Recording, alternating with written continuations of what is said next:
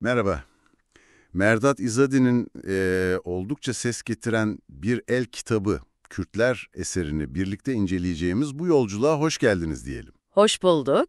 Bu ilk sohbetimizde hem bu yani iddialı kitabı hem de yazarını biraz daha yakından tanıyalım istiyoruz. Amacımız aslında önümüzdeki sohbetlerde neleri keşfedeceğimize dair bir yol haritası çizmek. Şey gibi, zengin bir kaynağın kapısını aralamak gibi. Kesinlikle, kesinlikle iddialı bir eser. İzadi'nin 92'de yayımlanan kitabı, yani o tarihten beri Kürtler üzerine yapılmış en kapsamlı çalışmalardan biri olarak görülüyor. Hala da öyle bence. Evet. Sadece bilgi vermiyor, aynı zamanda bölgeye dair kemikleşmiş bazı anlatılara da meydan okuyor. Gerçekten derinlemesine bir başvuru kaynağı. Peki bu iddialı eserin arkasındaki isim kim? Merdat İzadi'den bahsedelim biraz. 1963 doğumlu, ilginç bir kökeni var değil mi? Kürt bir baba ve Belçikalı bir annenin oğlu. Akademik geçmişi de bayağı çeşitli.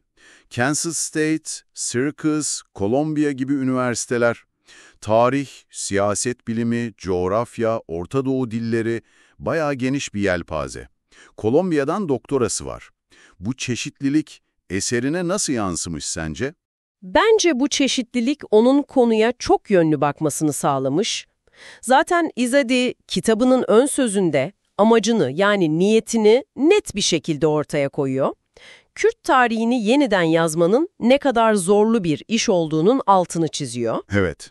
Çünkü diyor ki, elimizdeki kaynaklar genellikle egemen güçlerin veya modern ulus devletlerin yazdığı metinler, çoğu zaman Kürtleri göz ardı eden ya da başarılarını başka halklara atfeden metin kırıntıları bunlar. Anladım.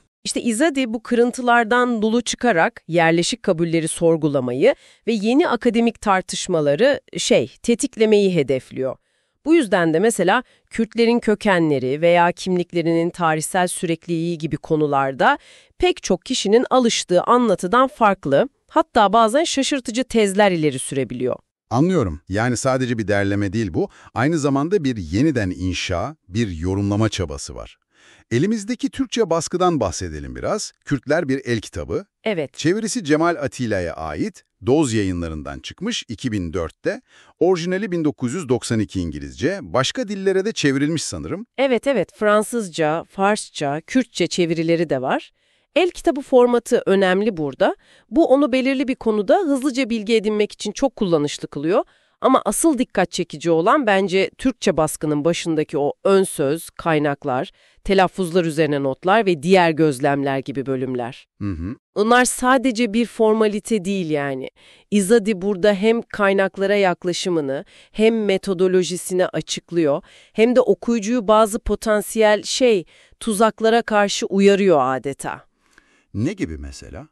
Mesela kullanılan terminoloji veya verilen istatistiklerin nasıl yorumlanması gerektiği gibi konularda kendi titizliğini gösteriyor ve okuyucudan da benzer bir dikkat beklediğini hissettiriyor. Bu titizlik kitabın yapısına da yansımış gibi duruyor. Oldukça sistematik görünüyor. Toplam 10 ana bölüm var değil mi? Coğrafya ile başlayıp kültür ve sanat ile bitiyor. Geniş bir yelpaze. Aynen öyle. Sanki bir coğrafyayı ve bir halkı katman katman anlama çabası var. Önce neresi sorusuyla coğrafya, sonra o coğrafyanın fiziki yapısı yani arazi ve çevre. Doğru. Ardından zaman içinde bir yolculukla tarih, sonra insan faktörü devreye giriyor, beşeri coğrafya, din, dil, edebiyat, basın, toplum. Günümüze yaklaştıkça da politika ve çağdaş konular, ekonomi ve son olarak da kültür ve sanatla bütünlüklü bir portre çizmeye çalışıyor. Gerçekten ansiklopedik bir çerçeve sunuyor diyebiliriz. Bizim de bu sohbet serisindeki amacımız tam olarak bu zenginliği sizin için damıtmak aslında. İzadi'nin sunduğu bilgileri, karmaşık görünen konuları daha anlaşılır kılacak şekilde ele almak ve tabii bu önemli esere dair bir merak uyandırmak istiyoruz. Yani kitabın rehberliğinde sizinle birlikte çıktığımız sözlü bir keşif turu gibi düşünebilirsiniz bu seriyi. Ancak burada çok önemli bir noktanın altını çizmemiz gerekiyor, değil mi? Bizim bu sohbetlerimiz ne kadar keyifli ve bilgilendirici olursa olsun asla kitabın kendisini okumanın yerini tutmaz. Kesinlikle. Izadi'nin eseri sadece metinden ibaret değil çünkü. İngilizce orijinalinde yanlış hatırlamıyorsam 42 harita, 7 tablo ve 5 şekil gibi çok sayıda görsel materyal içeriyor. Türkçe baskıda da bunlara yer verilmiş. Evet, gördüm onları.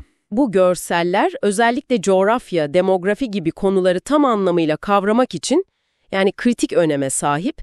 Dolayısıyla eğer imkanınız varsa kitabı edinip bu görsel zenginlikle birlikte okumanızı şiddetle tavsiye ediyoruz. Çok doğru. Bizim sohbetlerimiz bu okuma deneyiminize eşlik edebilir ya da belki de o ilk adımı atmanız için bir teşvik olabilir sadece. Çok doğru bir hatırlatma oldu bu.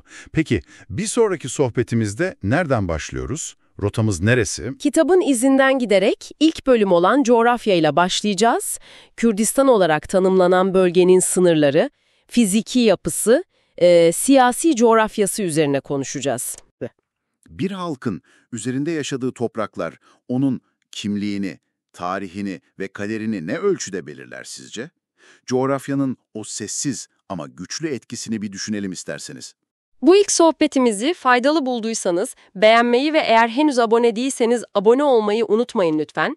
Yorumlarda düşüncelerinizi paylaşırsanız da çok seviniriz. Geri bildirimleriniz bizim için gerçekten değerli.